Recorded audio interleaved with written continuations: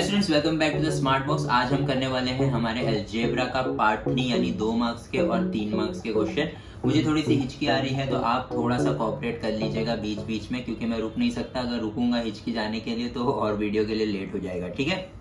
यहाँ पे हमने जो है सारे चैप्टर्स के क्वेश्चन जो है मिसमैच कर लिए हैं, यानी सारे मिक्स क्वेश्चंस जो है हमने लिए हैं। हम इसके अंदर करेंगे टोटल 18 क्वेश्चंस हम करने वाले हैं।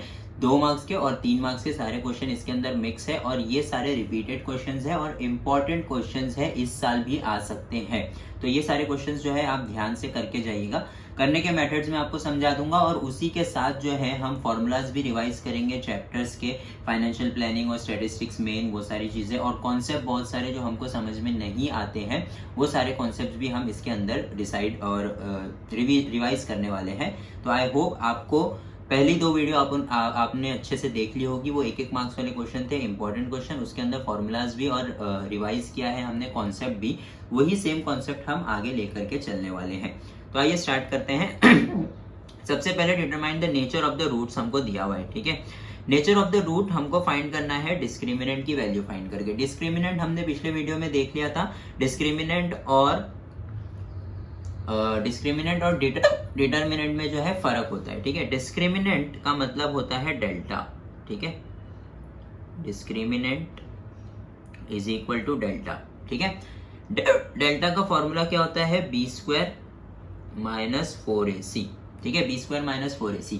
अब मुझे जो है ना सबसे पहले ये देखना है कि ये जो क्वाड्रेटिक इक्वेशन मुझे दिया हुआ है ये स्टैंडर्ड फॉर्म में है कि नहीं, ठीक है। स्टैंडर्ड फॉर्म में है कि नहीं, तो ये स्टैंडर्ड फॉर्म में है क्या? दिख रहा है क्या? मुझे दिख तो रहा है स्टैंडर्ड फॉर्म में, है ना। क्वाड्रेटिक इक्वेशन का भी स्टैंडर्ड फॉर्म हमने पढ़ा है कि सारे क्वाड्रेटिक इक्वेशन के जो वैल्यूज होती है वो कहाँ होनी चाहिए? हमारी लेफ्ट हैंड साइड होनी चाहिए, राइट हैंड साइड कुछ भी नहीं होना चाहिए, याद रखिए। और लीनियर इक्वेशन का जो हमारा स्टैंडर्ड फॉर्म होता है उसके अंदर जो कांस्टेंट की वैल्यू होती है वो राइट हैंड साइड होती है, बाकी सब लेफ्ट हैंड साइड होता है, ठीक है। तो अब यहाँ पे a का वैल्यू कितना है? 1 है, b का वैल्यू कितना है? 2 है, और c का वैल्यू कितना है? 9 है। यहाँ पे कोई भी माइनस में नहीं आ रहा है, तो हमें कोई भी प्रॉब्लम नहीं होनी चाहिए। आगे का मैं यहाँ करता हूँ। अब यहाँ पे मुझे क्या बोला हुआ है? b² माइनस 4ac का वैल्यू फाइंड करना है। मैं वैल्यू पुट करूंगा b² minus 4ac is equal to 2 का स्क्वायर माइनस 4 इंटू 1 इंटू 9, ठीक है। 2 2 से कितना हो गया? 4 हो गया, माइनस 9 4 से कितना हो गया? 36। मुझे आंसर कितना आया? मुझे आंसर आया है माइनस 32 आया है मुझे, ठीक है। अब माइनस 32 मुझे आंसर तो आ गया। अब मुझे क्या डिसाइड करने का है? मुझे नेचर ऑफ रूट डिसाइड करने का है। याद रखिए स्टूडेंट्स, नेचर ऑफ रूट एक बहुत ही इंपॉर्टेंट क्वेश्चन है 2 मार्क्स के लिए। पिछले साल आया था, यहाँ पर भी आएगा। मैं आपको यहाँ पे कॉन्सेप्ट एक्सप्लेन कर देता हूँ कि ये जो b² माइनस 4ac है ना, ये अगर मेरा बड़ा है 0 से, अगर मेरा छोटा है 0 से, या फिर b² माइनस 4ac मेरा इक्वल है 0 से, तो 3 नेचर होते हैं। यहाँ पे बड़े का मतलब होता है कि b² माइनस 4ac का वैल्यू हमको पॉजिटिव आ रहा है, चाहे रूट में आ रहा हो चाहे कैसे भी आ रहा हो, बस पॉजिटिव आना चाहिए, ठीक है। पॉजिटिव अगर मुझे आ रहा है तो पॉजिटिव आ रहा है तो मेरा नेचर क्या होता है? रियल एंड अनइक्वल, इसको नेचर बोलते हैं। अगर ये मुझे लेस देन 0 आ रहा है यानी नेगेटिव में आ रहा है तो ये क्या होता है? Not real. और फिर उसके बाद अगर मुझे 0 आ रहा है तो मैं क्या बोलूंगा? रियल एंड इक्वल, ठीक है।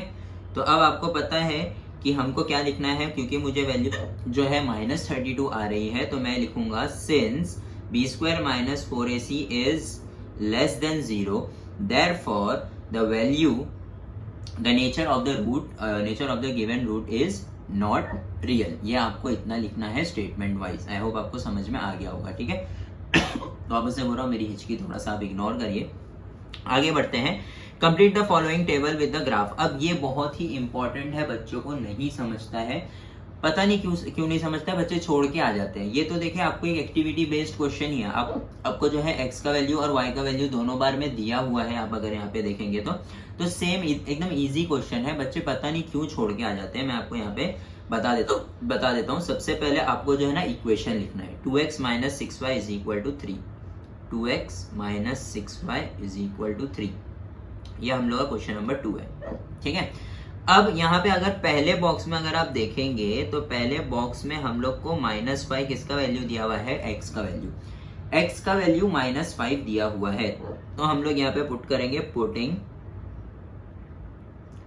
x इज इक्वल टू -5, ठीक है। अब x इज इक्वल टू -5 जब हम लोग इसके अंदर पुट करेंगे तो क्या होगा, -6y इज इक्वल टू 3, ठीक है। अब ये क्या हो गया, ये हो गया -10 -6y इज इक्वल टू 3। ये -10 उस तरफ जाएगा तो क्या हो जाएगा, पॉजिटिव हो जाएगा ना, तो ये हो जाएगा 3 + 10, ठीक है। अब क्या हो जाएगा, -6y इज इक्वल टू 3 + 10 कितना होता है, 13 होता है।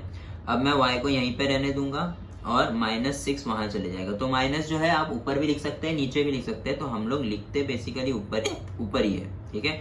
तो ये हो जाएगा -13/6। तो आपका एक y का वैल्यू, यानी यहाँ पर जो है ना, आप जब यहाँ पे लिखना स्टार्ट करेंगे तो यहाँ पे आप लिखेंगे -13/6 और यहाँ पे आएगा -5, -13/6, ठीक है। ये इस तरीके से आएगा। तो स्टूडेंट्स आपको डरने की जरूरत नहीं है, माइनस में भी आंसर आता है, तो आपको ये नहीं लगना चाहिए कि भाई मैं गलत कर रहा हूँ कि सही कर रहा हूँ, ठीक है। अब आगे बढ़ेंगे। अब यही सेम चीज में देखो हम लोग को अब y की वैल्यू कितनी दी हुई है, 0 दी हुई है, ठीक है। तो मैं अब क्या करूंगा, मैं यहाँ पे एक लाइन ड्रॉ कर लेता हूँ यही सम के लिए, putting y is equal to 0। अब y इज इक्वल टू 0 ये वाले इक्वेशन में पुट करने का मुझे, तो 2x तो एज इट इज रहेगा, लेकिन y का वैल्यू मैं क्या पुट कर दूंगा, 0। तो 2x -6 × 0 कितना होता है, 0 होता है। अब 0 चाहे माइनस में हो प्लस में हो कुछ फर्क पड़ता है क्या, नहीं। तो 2x इज इक्वल टू 3 हो जाएगा, x इज इक्वल टू 3/2। देखो इतना सिंपल सा होता है। अब यही सम अगर ग्राफ में आता है, जो पिछले साल आया हुआ था, पिछले साल भी आया था, 3 मार्क्स के लिए आया था, बच्चों को समझा ही नहीं कि क्या करने का क्या नहीं, तो वो भी मैं आपको बता दूंगा। लेकिन अगर आपको ग्राफ में आया तो देखो, जैसे ये वैल्यू हमको दी हुई थी ना कि -5 ले लो, 0 ले लो, तो ये वैल्यू हमको खुद से अज्यूम करनी होती है। अगर आपको ग्राफ में कोई भी डाउट है ना, तो आप नीचे कमेंट कर दीजिएगा। मेरा ग्राफ का एक पूरा डिटेल वीडियो है कि उसका कैलकुलेशन कैसे होता है और ग्राफ प्लॉट कैसे होते हैं, वो मैं आपको लिंक में कमेंट आप करेंगे तो मैं आपको लिंक भेज दूंगा, ठीक है। तो यहाँ पे आपको समझ में आ गया। तो यहाँ पे हम लोग को क्या लिखना है, यहाँ पे हम लोग को लिखना है 3/2 और यहाँ पे भी हम लोग को लिखना है 3/2, यानी x, y के फॉर्म में रहता है, तो वो हम लोग लिख लेंगे यहाँ पे। तो आई होप आपको ये समझ में आ गया होगा, ठीक है। इस तरीके से ये हम लोग का यहाँ पे आंसर हो जाएगा, ठीक है। इस तरीके से ये आंसर हो जाएगा हमारा, ये खत्म हो गया सम। समझ में आया? तो ये बहुत ही ज्यादा आसान सम है, याद रखिए आपको हाईलाइटिंग करना है, बॉक्स के अंदर डालना भूलिएगा मत, ठीक है। आगे बढ़ते हैं आगे बढ़ते हैं क्वेश्चन नंबर 3 की तरफ। क्वेश्चन नंबर 3 हमारा लीनियर इक्वेशन का समय हमको दिख रहा है, 2 इक्वेशंस हमको दिए हुए हैं। Solve the following simultaneous equation. एक ये इक्वेशन 1 है और ये हमारा इक्वेशन 2 है, ठीक है। तो सबसे पहले इसको सॉल्व कैसे करेंगे, यहाँ पे हम लोग लिख लेते हैं क्वेश्चन नंबर 3। अब स्टार्ट कैसे करना है, देखो सॉल्यूशन डालेंगे x + 7y = 10 इक्वेशन नंबर 1 और 3x - 2y = 7 इक्वेशन नंबर 2। ये हम लोग का इक्वेशन नंबर 2 हो गया। अब साइमल्टेनियसली सॉल्व करना है तो इसके कुछ रूल्स होते हैं। क्या रूल होता है? सबसे पहले रूल यहाँ पे मैं लिख देता हूँ। सबसे पहले रूल होता है चूज करो। क्या चूज करना है? चूज करना है कोई भी एक वेरिएबल कि जिसको हम क्या करना चाहते हैं, एलिमिनेट। क्या करना चाहते हैं?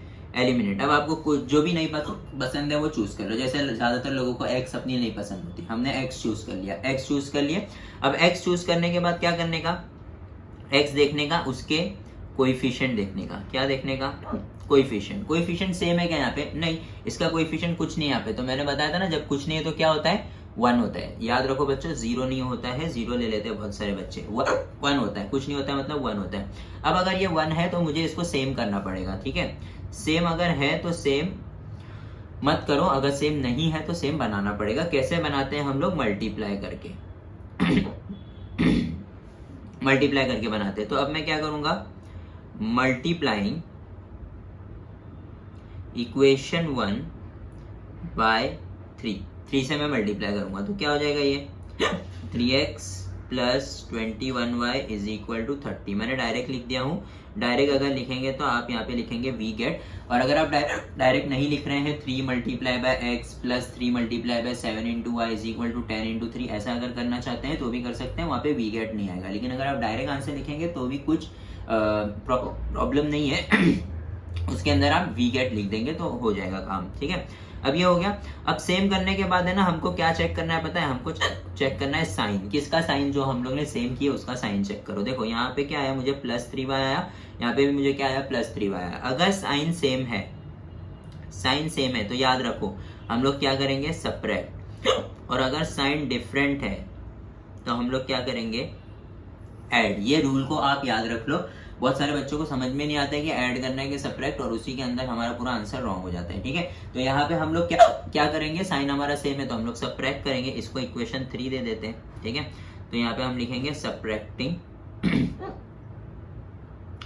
इक्वेशन 3 and 2, 3 and 2 को हम लोग क्या करेंगे, सब्ट्रैक्ट करेंगे। अब सब्ट्रैक्टिंग में भी एक रूल है छोटा सा, वो आप देख लो, याद रखना।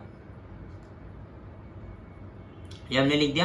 अब सब्ट्रैक्टिंग में क्या होता है, हमेशा नीचे वाला जो इक्वेशन होता है ना उसकी सारी साइन क्या हो जाती है, अपोजिट, चेंज हो जाती है, ठीक है। ये देखो पॉजिटिव है तो ये हो जाएगा नेगेटिव, ये नेगेटिव है तो ये हो जाएगा पॉजिटिव, और ये भी पॉजिटिव है तो ये हो जाएगा नेगेटिव। अब आप देखो 3x माइनस 3x तो हमारा कैंसिल हो जाएगा, है ना। 3x माइनस 3x हम लोग कैंसिल हो गया, तो हम लोग यहाँ पे लिखेंगे 0। अब याद रखो 0x लिखने की कोई जरूरत नहीं है, 0 लिख दोगे चलेगा। अब ये जो 21 है इसकी साइन प्लस है, 2y की भी साइन प्लस हो गई, तो यहाँ पे आएगा 23y, y लिखना मत भूलना। फिर सेम यहाँ पे आप 30 माइनस 7 करोगे तो आपको 23 आएगा, तो y इज इक्वल टू क्या हो जाएगा, 23 अपॉन 23, y हमारा हो जाएगा 1, y का वैल्यू 1 हो गया। अब क्या करना है, अब सिंपल सी चीज है, या तो आप इसको इक्वेशन नंबर 3 में पुट करो, या तो 2 में पुट करो, या तो 1 में पुट करो, कोई भी इक्वेशन में आप इसको पुट कर सकते हो। जैसे मैं इक्वेशन 1 में सब्स्टिट्यूट करता हूँ तो यहाँ पे लिख देता हूँ यहाँ पे बचा हुआ सम करते हैं हम लोग, substituting y is equal to 1 in equation 1 में हम लोग अगर सब्स्टिट्यूट करेंगे 1 का वैल्यू पहले लिखना पड़ेगा, x plus 7y is equal to 10, x plus 7y is equal to 10, ये हम लोग का इक्वेशन है। इसके अंदर हम y की वैल्यू पुट करें, 7 1 जा 7 वहां जाके माइनस हो जाएगा, तो x इज इक्वल टू कितना आएगा हमको, x इज इक्वल टू 3। तो हमको लास्ट में एक स्टेटमेंट लिखना है कि the value of x comma y is equal to 3,1। ये आप लिख करके इस तरीके से डब्बे में डाल देंगे। अगर आपका एग्जामिनर देखेगा कि आपको 3,1 आंसर आ गया है, आपको पूरे मार्क्स वहीं के वहीं मिल जाएंगे। ये सम आपको 2 से 3 मार्क्स के लिए आ सकता है, ठीक है। आगे बढ़ते हैं आगे देखते हैं, फाइंड द परचेस प्राइस। अब ये इंपॉर्टेंट सम है, आप ध्यान से देखिएगा। Find the purchase price of share for FV rupees 100। FV यानी फेस वैल्यू हमको 100 दिया हुआ है, और प्रीमियम ऑफ रुपीज 30 दिया हुआ है, ठीक है। प्रीमियम ऑफ रुपीज 30 दिया हुआ है, और ब्रोकरेज कितना दिया हुआ है हमको, 0.3। अब याद रखिए कि क्योंकि फेस वैल्यू दिया हुआ है, यहाँ पे हमने कल ही इसका फॉर्मूला रिवाइज किया था कि फेस वैल्यू और प्रीमियम, अगर फेस वैल्यू है तो फेस वैल्यू पे आप कोई भी चीज नहीं खरीदते हो, आप चीजें खरीदते हो मार्केट वैल्यू पे। अब फेस वैल्यू पे हमारा शेयर अगर प्रीमियम पे गया है, तो प्रीमियम का मतलब होता है उसका भाव बढ़ गया है, तो मतलब उसका 100 रुपया भाव था तो अब उसका भाव हो गया है 130 हो गया है, ठीक है। तो मैं यहाँ पे आपको फॉर्मूला लिख के बता देता हूँ। सबसे पहले हम लोग क्या लिखेंगे, शेयर इज एट प्रीमियम, ठीक है। शेयर हमारा प्रीमियम पे है, ठीक है। Therefore market value is equal to क्या होता है, एफवी प्लस प्रीमियम, ठीक है, ठीक है। एफवी प्लस प्रीमियम ये हमारा नॉर्मल सा फॉर्मूला होता है, ठीक है। 100 प्लस 30, 100 प्लस 30। अगर ये इतना सही सम होता ना तो ये हम लोग को क्या हो जाता, ये हम लोग को 2 मार्क्स के लिए आता। लेकिन क्योंकि ये 3 मार्क्स का सम है, तो आपको क्या बोला हुआ पता है, जितने में भी आपने ये चीज खरीदी है उस पे आपको ब्रोकरेज लग रहा है। क्या लग रहा है, ब्रोकरेज लग रहा है, और रेट ऑफ ब्रोकरेज कितना है, 0.3%। तो अब तक आपको टोटल मार्केट वैल्यू नहीं आई है, ये सिर्फ आपको मार्केट वैल्यू आई है। अब क्या लिखेंगे हम लोग, brokerage on market value. Brokerage on market value कितना है 130 इंटू 0.3 अपॉन 100। कोई भी चीज परसेंटेज में दी रहेगी उसको अपॉन 100 करके जो है मल्टीप्लाई कर देने का। तो ये हो गया हमारा कैंसर। अब हम लोग यहाँ पे 13 3 कर लेते हैं। 13 3 कितना होता है 39 होता है। ठीक है, तो अब 39 हो गया, 39 है और ये 0.3 था तो यहाँ पे पॉइंट आएगा, 3.9 हो गया और ऑलरेडी नीचे एक और 10 भी बचा हुआ है तो ये हम लोग का हो जाएगा 0.39। 0.39 जो है ना हमको ब्रोकरेज लग रहा है। तो अब total market value is equal to market value plus brokerage. ठीक है, या टोटल मार्केट वैल्यू लिखने के बजाय टोटल परचेजिंग प्राइस लिख सकते हैं हम लोग, परचेज प्राइस। ठीक है, टोटल परचेज प्राइस कितना हो जाएगा, मार्केट वैल्यू कितना आया था हम लोग को 130 प्लस ब्रोकरेज आया हम लोग को 0.39 तो ये हो गया 130.39 रुपीज। अब रुपीज का सिंबल जो है वो आगे डालना होता है। ठीक है, तो हम आगे डाल देते हैं, जगह नहीं छोड़ी थी इसलिए आगे नहीं डाल पाए। ठीक है, तो ये हम लोग का क्या हो जाएगा टोटल प्राइस 130.39 रुपीज। आपको ये ऐसा लिखना है और फिर आपको जो है स्टेटमेंट लगाना है। स्टेटमेंट कैसा बनेगा यहाँ पे हम लोग का कि the purchase price of the share with FV 100 and premium 30 rupees is 130.39 rupees, ऐसा भी लिख सकते हो। या फिर the total purchase price of the share is 130.39 rupees, इतना भी काफी है। तो आई होप आपको ये समझ में आ गया होगा। ठीक है, आगे बढ़ते हैं। पर्पल से लिखने मजा आ रहा था। ठीक है, पर्पल से लिखते हैं। ठीक है, तो question number 5, which of the following sequence are AP if the AP find the common difference. अब यहाँ पे ये सम 1 मार्क्स में हमने कर चुके हैं, लेकिन यहाँ पे अगर आप सम देखेंगे ना तो रूट वाला सम है। रूट वाले सम में बहुत सारे बच्चों को तकलीफ होती है, पता नहीं क्यों। आज हम लोग वो भी जो है क्लियर कर लेंगे। ठीक है, इसीलिए हमने ऐसे ऐसे सम उठाए हैं ताकि आपका पूरा चैप्टर आपको रिवाइज ना करना पड़े। आप ये सम कर लेंगे तो आपको सारा पूरा चैप्टर भी, कॉन्सेप्ट भी रिवाइज हो जाएगा और जो डिफिकल्ट सम है वो भी आपको समझ में आ जाएंगे। ठीक है, अब यहाँ पे हम स्टार्ट करते हैं क्वेश्चन नंबर 5। ठीक है, इसके अंदर सबसे पहले हम लोग को लिखना होता है T1 T2 का वैल्यू। T1 ये हो गया, T2 ये हो गया, T3 ये हो गया। ठीक है, फिर आगे बढ़ेंगे T4। T4 क्या हो जाएगा T+3 T2। ठीक है, ये हो गया। अब इसके बाद हम लोग को क्या करना पड़ता है कि फाइंड करना पड़ता है कि AP है कि नहीं। हमको बोला है फाइंड द कॉमन डिफरेंस। अगर ये AP है तो कॉमन डिफरेंस फाइंड करो। तो ये ऐसे सम होते हैं ना, ऐसे सम में हमको समझ में आ जाना चाहिए कि ये जो हम लोग को दिया हुआ ये AP होगा। अगर कॉमन डिफरेंस फाइंड करने बोला है तो AP होगा ही होगा। ठीक है, तो हम D का फॉर्मूला लगा देंगे। D का फॉर्मूला, सबसे पहला फॉर्मूला क्या है T2 - T1। तो T2 का वैल्यू क्या है 3 + √2। ठीक है, -3। अब आप याद रखिए कि जिस नंबर में √2 और ये सारे रूट्स आते हैं वो नॉर्मल नंबर से प्लस या माइनस नहीं हो सकते हैं। तो अगर मैं इसका ब्रैकेट ओपन भी कर लूँ तो 3 + √2 - 3 ये ऐसा होगा। अब ये 3 और ये 3 दोनों कैंसिल हो जाएंगे क्योंकि ये माइनस है और ये प्लस है ना, तो वो हो जाएगा 0। तो बचेगा क्या, सिर्फ √2। ठीक है, पहले वाले में तो सिर्फ √2 बचा भाई। आगे करते हैं, दूसरा देख लेते हैं। D = क्या होगा T3 - T2 होगा। T3 क्या है मेरा 3 + 2√2 - 3 + √2। अब इसको आप ध्यान से देखिएगा क्योंकि दो नंबर आ रहे हैं और बीच में माइनस की साइन भी है। तो मैं इसका ब्रैकेट ओपन करूंगा ना तो ये एज इट इज रहेगा, लेकिन इसका ब्रैकेट ओपन करूंगा ना तो ये माइनस जो है ना दोनों के पास जाएगा। तो ये -3 भी होगा और ये होगा -√2।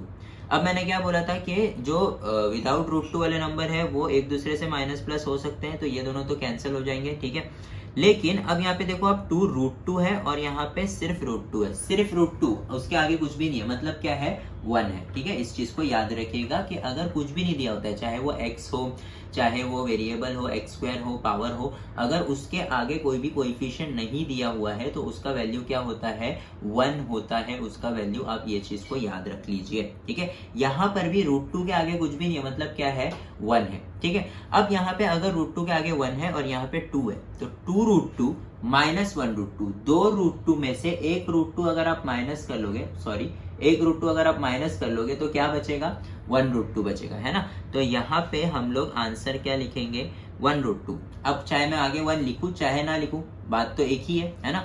तो अगर मैं एक और स्टेप बढ़ा करके लिखना चाहूँ, आपको अगर नहीं समझ में आएगा बाद में तो इसको मैं ऐसे लिखूंगा और फिर इसका आंसर आएगा √2 आएगा। ठीक है, समझ में आ गया, इजी है। ठीक है, तो दो चीज काफी है, दो बार काफी है हमारे लिए कि हमने डी फाइंड कर लिया है। ठीक है, हमको यहाँ पर भी d इज इक्वल टू √2 आया है, यहाँ पे भी हम लोग को d इज इक्वल टू √2 आया है। तो अब हम लोग क्या लिख देंगे, the common difference of the given sequence is √2।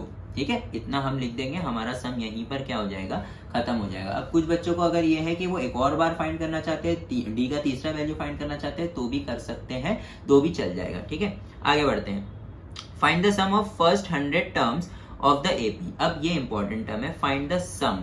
अब यहाँ पे है ना, पूरे के पूरे सम में सिर्फ एक वर्ड होता है जिससे आपको फॉर्मूला डिसाइड करना है कि या तो पहला वाला tn का फॉर्मूला लगेगा या तो दूसरा वाला sn का फॉर्मूला लगेगा। ठीक है, तो यहाँ पे जब आपको सम आ जाएगा ना, सम आ जाएगा, टोटल आ जाएगा, तब आप क्या फाइंड करते हो, sn का फॉर्मूला लगाते हो। लेकिन अगर आपको ये वर्ड कहीं पे भी दिखाई नहीं दे रहा है तो आप याद रखो tn का फॉर्मूला लगाने का है। तो कितने टर्म्स का बोला है मुझे, 100 टर्म्स का बोला है, यानी n जो है मेरा, n का वैल्यू कितना है, 100 है। ठीक है, यहाँ पे मैं क्वेश्चन नंबर 6 लिख लेता हूँ। स्टार्ट करते हैं। सबसे पहले मेरा AP क्या है, ये मेरा AP है। ठीक है, इस तरीके से मेरा AP है। अब मैं इसको सॉल्व करता हूँ। ठीक है, सबसे पहले मुझे A का वैल्यू है 14। ठीक है, और D का वैल्यू मैं फाइंड करूंगा T2 minus T1। T2 minus T1 यानी 16 माइनस 14। 16 माइनस 14 कितना होगा, मेरा 2 होगा। अब कुछ बच्चे जो है ना, वापस D का वैल्यू फाइंड करते हैं। क्यों फाइंड करना है, क्योंकि देखो क्वेश्चन में हम लोग को दिया हुआ है कि ये जो है ना, ये AP है।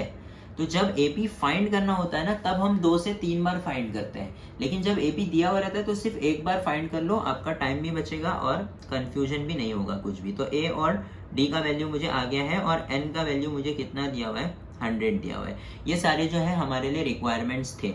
अब मैं डालता हूँ SN का formula. SN is equal to A plus N minus 1 into D, ये हम लोग का फॉर्मूला है। ठीक है, अब मैं A का वैल्यू कितना ले रहा हूँ, 14 प्लस N का वैल्यू कितना है, 100 माइनस 1 और D का वैल्यू कितना है, 2। ठीक है, 14 सॉरी ये मिस्टेक हो गई, ये हमारा TN का फॉर्मूला है, SN का फॉर्मूला ये नहीं है। वही मैं बोला, इतना आसानी से कैसे हो रहा है। N/2 into 2A plus N minus 1D। ठीक है, ये हम लोग का फॉर्मूला है। तो 100/2 into 2A, 2 into 14 plus N का वैल्यू कितना है हमारे पास, N का वैल्यू 100 है, 100 माइनस 1 इंटू D का वैल्यू है हमारे पास 2। ठीक है, ये हमारा ब्रैकेट, बड़ा वाला ब्रैकेट क्लोज हो जाएगा। ठीक है, अब 100/2 कितना होता है, 50 होता है, मल्टीप्लाई बाय 14 2 से कितना होता है, 28 होता है, प्लस 100 माइनस 1 कितना होता है, 99 मल्टीप्लाई बाय 2। ठीक है, अब ये हो गया 50 इंटू 28 प्लस 99 इंटू 2 करेंगे, हमको आंसर आएगा 198। ठीक है, याद रखो स्टूडेंट्स, कुछ बच्चे जो होते हैं ना, ये 2 और ये 2 को काटने के लिए एकदम उतावले होते हैं। तो याद रखो, जब तक ये जो बड़ा वाला ब्रैकेट हमने लिखा है ना, जब तक ये बड़ा वाला ब्रैकेट सॉल्व नहीं हो जाता है, तब तक आप इसको जो है सिर्फ इसी से कट कर सकते हो और किसी भी चीज से आप कट नहीं कर सकते हो, इसको याद रखो। ठीक है, आगे बढ़ते हैं। 50 इंटू क्या हो जाएगा, ये दोनों को मैं ऐड करूंगा, 8 प्लस 8 हो जाएगा 16, 1 कैरी हो जाएगा 2 और ये हो जाएगा 2। ठीक है, ये हो जाएगा 226। अब 226 से मुझे 50 को क्या करने का है, मल्टीप्लाई करना है। मैं 5 से मल्टीप्लाई करूंगा, 5 6 30, 5 2 10, 3 1 कैरी, 5 2 10 11 और आगे मैं क्या लगा दूंगा, एक 0 लगा दूंगा। ठीक है, तो 11300, ये हम लोग का क्या है, किसका वैल्यू है, SN का वैल्यू है, या फिर SN की जगह पे मैं लिख सकता हूँ S100, क्योंकि 100 है ना, वो S100 का वैल्यू मुझे कितना आ रहा है, 11300 आ रहा है। तो आप यहाँ पे जो क्वेश्चन दिया हुआ है उस हिसाब से आप लिख सकते हो, the sum of the first 100 terms of the given AP is 11300। ठीक है, आपको समझ में आ गया। आगे बढ़ते हैं हमारे 7th और 8th सम की तरफ। यहाँ पे देखो, अ card is drawn from a well shuffled 52 PACS of card. अब यहाँ पर भी हमने ये सम इसलिए लिया है क्योंकि बच्चों को जाकर के कंफ्यूजन होता है कि सर N(s) तो हम लिख देंगे, लेकिन इसका सैंपल स्पेस क्या बनता है। तो याद रखो, 52 शफल कार्ड का S बनता ही नहीं है, सैंपल स्पेस हम उसका नहीं लिखते हैं तो भी चलता है। हमारी टेक्स्ट बुक में दिया हुआ है लेकिन हम लिखते नहीं है। हम क्या लिखते हैं, हम डायरेक्ट जो है ना N(s) इज इक्वल टू 52 लिखेंगे, ऐसे हमारा सम स्टार्ट होगा। ठीक है, अब यहाँ पे उसके बाद क्या हो जाएगा, find the probability of each event, the card drawn is a red card. ठीक है, तो हम लोग को यहाँ पे ABC तो कुछ भी दिया हुआ नहीं है ना, तो हम लोग क्या लिखेंगे, let A be the event that a red card is drawn. A red card is drawn. ठीक है, तो रेड कार्ड ड्रॉ कर रहे हैं हम लोग, तो हम लोग के पास कितने रेड कार्ड होते हैं अब हम लोग को ये चीज पता है। देखो मैं आपको वापस से ये पूरा 52 कार्ड्स एक्सप्लेन कर देता हूँ, ये चीज अच्छे से आप याद रखो, आपको अच्छे से याद रहेगा मैं जैसे एक्सप्लेन कर रहा हूँ। ठीक है, 52 कार्ड्स जो है ना दो कार्ड्स में डिवाइडेड होता है, एक होता है रेड और एक होता है ब्लैक। ठीक है, अब रेड कलर जो है ना वो हम लोग गर्ल्स का मानते हैं। ठीक है, रेड कलर फेवरेट है गर्ल्स का और ब्लैक फेवरेट है हमारे बॉयज का। ठीक है, ये मैंने भी ब्लैक ही पहना हूँ। ठीक है, तो रेड जो है हमारा गर्ल्स का फेवरेट हो गया और ब्लैक जो है हमारा बॉयज का फेवरेट हो गया। अब मैं क्यों बोल रहा हूँ ध्यान से याद रखो, क्योंकि रेड कार्ड जो है ना उसके अंदर दो ऐसी चीजें आती हैं जो लड़कियों को बहुत पसंद होता है। सबसे पहला होता है डायमंड। ठीक है, डायमंड पसंद होता है लड़कियों को, है ना। और दूसरी चीज जो होती है वो होता है दिल, हार्ट, है ना। अब चाहे उसको रखे चाहे तोड़े, आपकी मर्जी। ठीक है, तो एक होता है डायमंड और एक होता है हार्ट। तो ये दोनों जो है ना रेड कलर के होते हैं, याद रखो रेड कलर गर्ल्स के टोटल ये कितने होते हैं, ये होते हैं 13 और ये होते हैं 13, दोनों मिला के कितने कार्ड हो गए 26। अब आते हैं बॉयज की तरफ। बॉयज को क्या पसंद है भाई, बॉयज को ब्लैक कलर का पसंद है, तो बॉयज को पसंद होता है स्पेड। स्पेड का मतलब होता है भाला, ठीक है, नोकीली चीज है। और होता है क्लब, क्लबिंग व्लबिंग जाते हैं बॉयज, है ना, तो उनको क्लब पसंद होता है। ठीक है, तो स्पेड और क्लब पसंद होता है बॉयज को, यानी ब्लैक होता है। ये दोनों भी मिला के 13 कार्ड होते हैं। इस तरीके से हमारे कार्ड्स डिवाइडेड होते हैं। अब आगे अगर फर्दर मैं इनको डिवाइड करूं तो इस 13 कार्ड में 3 होते हैं फेस कार्ड, जैसे राजा, रानी और जोकर, और जो बचे हुए 10 कार्ड है वो होते हैं नंबर कार्ड्स। ठीक है, यही चीजें सब में होती है, तीनों में होती है। ठीक है, 3 face card, 3 face card, 3 face card, 10 number card, 10 number card, 10 number card, ये तीनों चीजें तीनों में होती है। आपको पूरा समझ में आ गया, एकदम इजी था। ठीक है, अब आते हैं सम पे।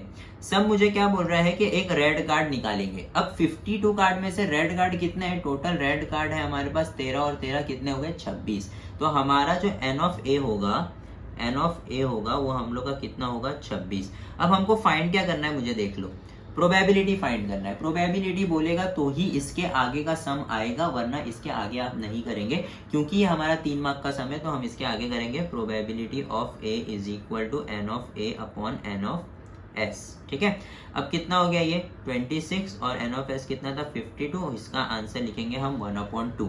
तो P of A is equal to 1/2। इस तरीके से लिख के आपको बॉक्स में डालना है। याद रखिए स्टूडेंट्स, अगर आपने 26/52 पे छोड़ दिया, आपके वहां पर जो मेन आंसर के फुल मार्क्स हैं वो कट जाएंगे। बाकी आपको स्टेप का मार्क्स मिलेगा आधा आधा, लेकिन जो मेन आंसर का मार्क्स है ना 1 मार्क्स, वो आपको नहीं मिलेगा। तो आपको जो भी प्रोबेबिलिटी आएगा याद रखिए उसमें कैंसिलेशन जरूर करिएगा। ठीक है, आगे आते हैं। फिर आगे जो दूसरी चीज पूछा है, मुझे क्या पूछा है, फेस कार्ड। अब मैं यहाँ पे लिखूंगा लेट B be the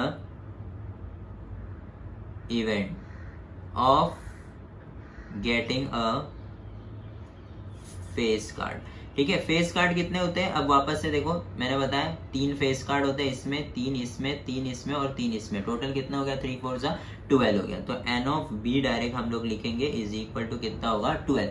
अब याद रखो स्टूडेंट्स, कुछ बच्चे ना इसको भी ब्रैकेट में डाल देते हैं। याद रखना, ये जो हम एन लिखते हैं यानी नंबर ऑफ कार्ड्स या नंबर ऑफ प्रोबेबिलिटी लिखते हैं या नंबर ऑफ पॉसिबिलिटीज लिखते हैं, इसके अंदर कभी भी ब्रैकेट नहीं आता है। अगर आप ये सारी छोटी छोटी मिस्टेक पे ध्यान दोगे तो आपके फुल मार्क्स आराम से आ जाएंगे। ठीक है, तो N of B upon N of S ये हम लोग का फॉर्मूला हो गया, 12/52 हो गया। अब इसके बाद क्या करना है, कैंसिलेशन होता है, हाँ होता है। 2 से जा रहा है, चलो 2 से कर लेते हैं। 6/26 वापस 2 से जा रहा है, हाँ जा रहा है। 3/13 अब 3 से जा रहा है या 2 से जा रहा है, नहीं जा रहा है, तो 3/13 ये हम लोग का क्या हो जाएगा P ऑफ B।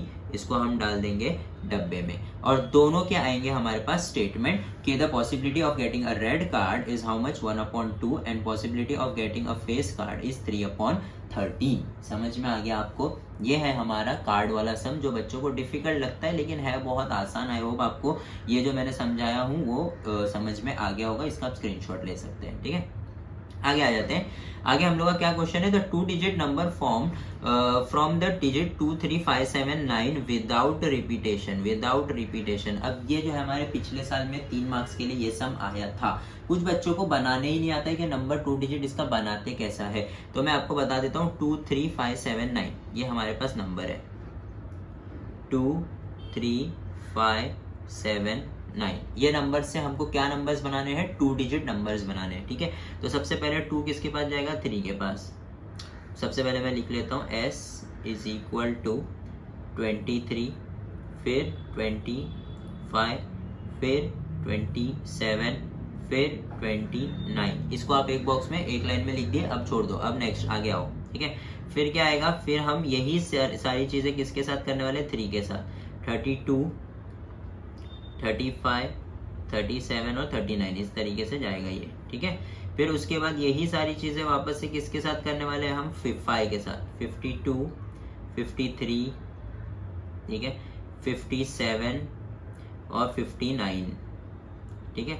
फिर उसके बाद यही सारी चीजें हम लोग किसके साथ करेंगे? 7 के साथ। 72, 73, 75 और 79, फिर 92, 93, 95 और 97। याद रखिए रिपीटेशन अलाउड नहीं है, तो 22, 33, 55, 77, 99 नहीं आएगा। अगर रिपीटेशन अलाउड होता तो ये सारे नंबर्स भी आते। अब टोटल कितना है यहाँ पे? 1 2 3 4 5 और 4, तो n ऑफ s कितना हो जाएगा मेरा? 20 नंबर्स हो गए मेरे पास। अब मैं आगे बढ़ता हूँ। अब मुझे क्या पूछा है, ध्यान से देखते हैं कि find the probability of getting the event the number so formed is an odd number, ठीक है। तो हम यहाँ पे सबसे पहले लिखेंगे let a be the event of number formed is odd number. Odd number है वो। ऑड नंबर क्या होता है हमको पता है, ऑड इवन जो 2 के टेबल में नहीं जाता उसको हम लोग ऑड बोलते हैं, ठीक है। तो मैं यहाँ पे आपको बता देता हूँ, ये ऑड है, ये ऑड है, ये ऑड है, ये भी ऑड है, ये ऑड है, ये ऑड है, ये भी ऑड है, ये भी ऑड है, ये भी ऑड है, ये भी ऑड है, ये भी, ये भी, ये भी, ये भी, ये भी और ये भी। ये सब ऑड नंबर्स है हमारे पास, ठीक है। अब यहाँ पे कितने नंबर छूट रहे? सिर्फ 4 नंबर। अब याद रखिए यहाँ पे स्टूडेंट्स मैं लिख नहीं रहा हूँ वरना टाइम हो जाएगा बहुत ज्यादा। तो मैं a इज इक्वल टू ये सारे नंबर्स बॉक्स में लिखूंगा और काउंट करूंगा कितने नंबर है। मुझे दिख रहा है ये 16 नंबर है, क्योंकि 4 छूट गए तो 16 नंबर है। तो n ऑफ a कितना हो जाएगा मेरा? 16 हो जाएगा। मैं प्रोबेबिलिटी फाइंड करूंगा। प्रोबेबिलिटी ऑफ a कितना हो जाएगा? n of a upon n of s कितना हो जाएगा? 16 अपॉन 20। 16 अपॉन 20 4 के टेबल में जाते हैं दोनों, 4 2 जा 4 5 जा। तो p ऑफ a मेरा कितना हो जाएगा? 4 अपॉन 5। ये मेरा 4 अपॉन 5 मेरा आंसर हो गया, यहाँ पर खत्म। समझ में आया, ठीक है। फिर उसके आगे अगर मुझे और एक कुछ पूछा है, हाँ पूछा है, the 2 digit number is formed as a multiple of 5। Multiple of 5 चाहिए। अब मल्टीपल ऑफ 5 देखते हैं, ढूंढते हैं इसमें मल्टीपल ऑफ 5। देखो ये मल्टीपल ऑफ 5 है, फिर ये है मल्टीपल ऑफ 5, फिर उसके बाद ये है मल्टीपल ऑफ 5, फिर उसके बाद ये है मल्टीपल ऑफ 5। तो 4 ही नंबर है मल्टीपल ऑफ 5 में। तो हम लोग ये मैं आपको बता देता हूँ, या आप एज अ होमवर्क ले लो कि हम क्या लिखेंगे, let B be the event that the 2 digit number is formed is multiple of 5। फिर उसके अंदर हम लोग सीधा ब्रैकेट बना करके ये 4 नंबर लिख लेंगे, और ये 4 नंबर लिखने के बाद हम उसकी प्रोबेबिलिटी का फॉर्मूला लगा देंगे, जैसे P of B is equal to N of B upon N of S. तो हमारा प्रोबेबिलिटी कितना था? ये 4 थे और ये था 20, ये होगा 1/5। डिवाइड करके लिखना जरूरी है, कंपलसरी है, याद रखिए, ठीक है। अब हम आगे बढ़ते हैं हमारे नेक्स्ट सम की तरफ, क्वेश्चन नंबर 9 और 10 की तरफ। क्वेश्चन नंबर 9 देख लेते हैं हम, क्या है, पर्पल से लिखेंगे। 2 coins are tossed simultaneously, find the probability of getting at least 1 head। वापस से आ गया ये सम एटलीस्ट वाला है ना, इसीलिए मैं आपको ये सारे सम्स ही लिया हूँ जिसके अंदर छोटी छोटी चीजें हैं जो हमको समझ में नहीं आती है एग्जाम के टाइम पे, ठीक है। अब क्वेश्चन नंबर 9 में हमको सबसे पहले क्या लिखना है, हमको सैंपल स्पेस लिखना है 2 coins are tossed का, ठीक है। तो क्या होगा, HH, HT, TH और TT, ये हम लोग का हो गया, ठीक है। N ऑफ S कितना होगा, N ऑफ S होगा 4, खत्म। अब आगे क्या बोला है, find the probability of getting at least 1 head. 2 mark का सम है ये, तो हम लिखेंगे let A be the event of getting at least 1 head. At least का मतलब होता है कम से कम, मतलब कम से कम 1 हेड तो चाहिए, 1 हेड से ज्यादा होगा तो भी चलेगा, है ना। तो A is equal to HH, 2 head चलेंगे, 1 हेड चलेगा, 1 हेड चलेगा, लेकिन 0 हेड्स नहीं चलेंगे। तो यहाँ पे हम लोग का n ऑफ a कितना हो जाएगा, 3 हो जाएगा। फिर वही p of a is equal to n of a upon n of s का फॉर्मूला लगेगा, दैट इज नथिंग बट 3/4। खत्म हो गया हमारा आंसर। ठीक है, इजी सम था, सिर्फ एटलीस्ट था, इसलिए मैंने ये डाल दिया ताकि आपको समझा सकूं। ठीक है, आगे बढ़ते हैं। From the given table find the median number of the rooms occupied. अब मीडियन वाला जो स्टैटिस्टिक्स का सम है, हम लोग को ये पिछले साल पूछा था, एग्जाम में पूछा था ये पिछले साल। हम लोग यहाँ पे इसको साइड में करते हैं। ठीक है, यहाँ पे मैं आपको साइड में बता देता हूँ। सबसे पहले जो है ना, मुझे n/2 का वैल्यू फाइंड करना होता है। सबसे पहला स्टेप होता है इसके अंदर n/2। ये मेरा n का वैल्यू है, n मेरा 60 है। 60/2 मैं फाइंड करूंगा। 60/2 मुझे कितना आएगा, 30। अब ये 30 जो है ना, मैं क्यूमुलेटिव फ्रीक्वेंसी CF में ढूंढूंगा। मुझे 30 नहीं दिख रहा है, तो 30 से नंबर कौन सा कम है, ये मेरा 30 है। ठीक है, ये मेरा 30 है, तो 30 से कौन सा नंबर कम है, 20। तो ये जो वैल्यू है ना, ये मेरी किसकी वैल्यू हो गई है, CF की वैल्यू हो गई है। किसकी वैल्यू हो गई है, CF की वैल्यू। तो CF में लिख लेता हूँ यहाँ पे, CF का वैल्यू हो गया मेरा 20। समझ में आपको कैसे पहचानना है। अब ये CF है, तो इसके नीचे वाला मेरा क्या होगा, फ्रीक्वेंसी का वैल्यू होगा, F का वैल्यू हो गया। ठीक है, 25 हो गया। अब इसके अंदर हमको क्या क्या चाहिए रहता है, CF चाहिए रहता है, F चाहिए रहता है, H और L बच गया। H क्या होता है, H होता है जो ये हम लोग का वैल्यू है 20 और 30। 20 से 30 में कितने का डिफरेंस है, तो 30 - 20 करूंगा तो मुझे आंसर कितना आएगा, 10 आएगा। बचा क्या, सिर्फ एक चीज बच गई, वो है L। L होता है लोअर लिमिट, अपर लिमिट और लोअर लिमिट। अब क्योंकि ये बहुत इजी सम है, तो देख लेते हैं हम यहाँ पर भी एक बार। हाँ, तो 150 L लिया हुआ था, सिंपल। तो अब यहाँ पे कैसा है, ये 25 है, तो 25 के इसके अंदर जो ये वाला लिमिट है ना, ये हम लोग का लोअर लिमिट होता है, यानी 20 L का वैल्यू है। अब मीडियन का फॉर्मूला लिखता हूँ मैं यहाँ पे। ठीक है, मीडियन का फॉर्मूला लिखते हैं, median is equal to L plus n/2 minus CF upon F into H। ये हम लोग का फॉर्मूला है। ये फॉर्मूला के अंदर सिर्फ और सिर्फ आपको क्या करने का है, वैल्यू पुट करने का है। कैसे वैल्यू पुट करेंगे, देख लो। L कितना है मेरा, 20 है, 20 प्लस n/2 कितना है, 30 माइनस CF कितना है, 20, F कितना है, 25। ठीक है, और H कितना है, 10। ठीक है, ये हो गया मेरा। अब इसके बाद मैं क्या करूंगा, ये सब लिखने के बाद सबसे पहले तो मैं अंदर वाला जो है ना, इसको माइनस कर लेता हूँ, 10/25 इंटू 10।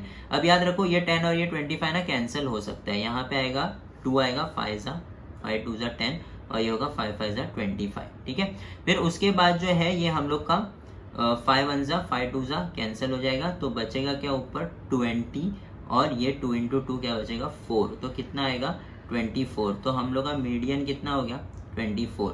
याद रखिए स्टूडेंट्स, ये आपके कितने मार्क का समय पता है, 3 मार्क का समय। और ये कितना इजी समय, अगर आपको क्या याद है, फॉर्मूला याद है, और ये सब आएगा कैसे ये समझना है। याद रखिए, n/2 फाइंड करेंगे, उसको CF में ढूंढेंगे।